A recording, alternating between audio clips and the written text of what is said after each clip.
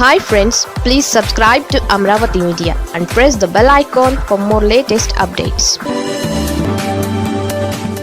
ఈ అమరావతి రచ్చ ఎక్కడి వరకు వెళుతుందో, రాష్ట్రంలో రాజుకున్న డిబేట్ల రచ్చ ఎందాక సాగుతుంది, ఎప్పటికి ఇది కుదురుకుంటుంది అనేది ఆసక్తిగా మారింది. ఈ నెల 6న సాక్షి టీవీలో జరిగిన చర్చలో విశ్లేషకుడు కృష్ణంరాజు చేసిన వ్యాఖ్యలు మంటలు రేపాయి.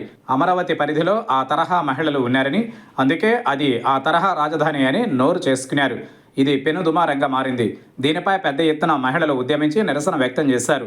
రాష్ట్ర వ్యాప్తంగా సాక్షి కార్యాలయాలకు కూడా ఈ వ్యవహారం పాకింది.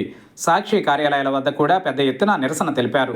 ఇక దీనికి కౌంటర్గా వైసీపీ నుంచి కూడా అదే స్థాయిలో ప్రతిదాడి జరిగింది.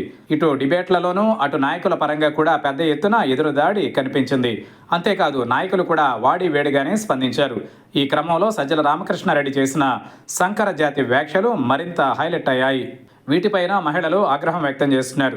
మరోవైపు అంబటి రాంబాబు వంటి నాయకులు కూడా ఈ నిరసనలను తప్పుబట్టారు. ఈ క్రమంలో మరింత వేగం పుంజుకుంది. అదే సమయంలో వాడి వేడి కూడా పెరిగింది. ఈ పరిణామాలను గమనిస్తే ప్రస్తుతం రాజుకున్న ఈ వేడి ఇప్పట్లో తగ్గేదే లేదన్నట్టుగా పరిస్థితి మారిపోయింది. ఇదిలా ఉంటే మరో టీవీ చర్చలో జగన్ను తీవ్రంగా అవమానిస్తూ కేంద్ర మాజీ మంత్రి ఫైర్ బ్రాండ్ నాయకురాలు రేణుకా చౌదరి చేసిన వ్యాఖ్యలు మరింత ఆజ్యం పోశాయి. ఇప్పటి వరకు ఉన్న చర్చ ఇప్పుడు మరో తరహాలోకి మారింది. ఇలాంటి పరిస్థితిలో ఈ రచ్చ మరింత పెరుగుతుందన్న వాదన బలంగా వినిపిస్తోంది. అంతేకాదు రాష్ట్రంలోనూ ఉద్రిక్తతలు మరింత పెరిగే అవకాశం ఉందని అంచనా వేస్తున్నారు. మరి ఇవి ఎప్పటికి తగ్గుతాయనే ప్రశ్న.